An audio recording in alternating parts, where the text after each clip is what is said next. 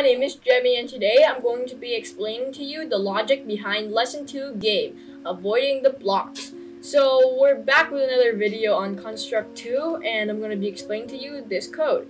So I'm going to show you how it runs. It's really simple. All I gotta do, drag this block, collect these white stuff, avoid the black stuff, and then you get a score down there.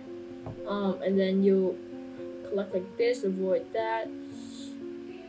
Ooh, got it. Okay, like that. And then slowly the black blocks will disappear.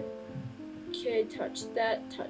And then your score will go up every time. And once you touch a black one, it resets. Okay, so yeah, that's basically it. I'm gonna show you how to make it, okay? So it's nothing much. It's just so there's the player, which you can just create one simple basic block, or you could create like what I did, like that.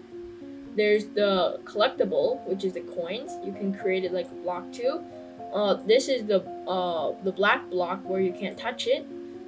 You can just put the blacks in, and this one is the particles for when both of them explodes, and the background. So there's nothing much, and then there's the score. So let's look at the code now. The code is that there's going to be a global variable that keeps the score.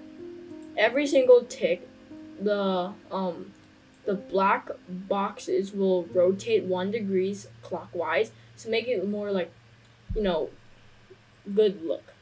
And so there's 3 blocks, keep in mind. There's the block rotate, block horizontal, and block vertical. The block vertical will move up and down because they have a sign, and then the block horizontal will go sideways because of the sign, but the block rotate will rotate.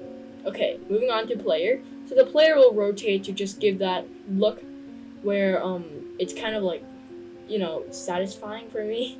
And the collectible, it also spins around in degrees. But the point is that when I tested out clockwise, it was in sync with the player, and I didn't really like that, so I made it counterclockwise, which made it look way better.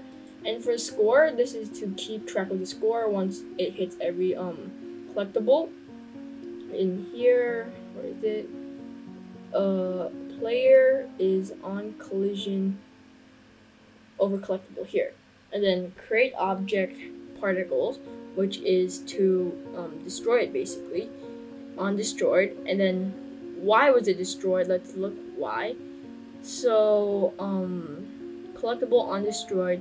Let me see the block where, yeah, here. Player is overlapping collectible destroy, and add 1 to score. Easy.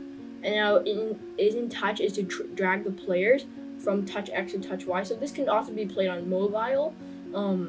Yeah.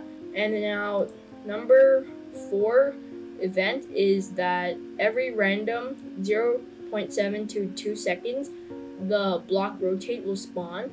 And then there's 3 of these, so the block horizontal and the block vertical will spawn. So from every 0.7 seconds to 2 seconds, 3 of these will spawn at random areas on the layout. Now, for every 2 seconds, the collectible will spawn. So there's going to be way less collectibles than there is to the blocks. So once the blocks is created, it waits 8 seconds, then it destroys itself. And on when the blocks is destroyed, it creates a black particle at blocks.x and blocks.y. And then the collectible on created will wait 7 seconds, then destroy it, because you can't last forever.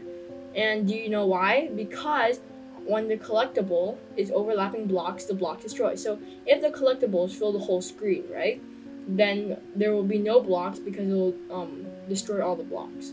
Okay, now moving on to 11 is that when the collectible is destroyed, the player and the players overlapping the collectible, which means that the player collected it, then create the particles. So this one is sharing condition with up here. Okay. Moving on to this one.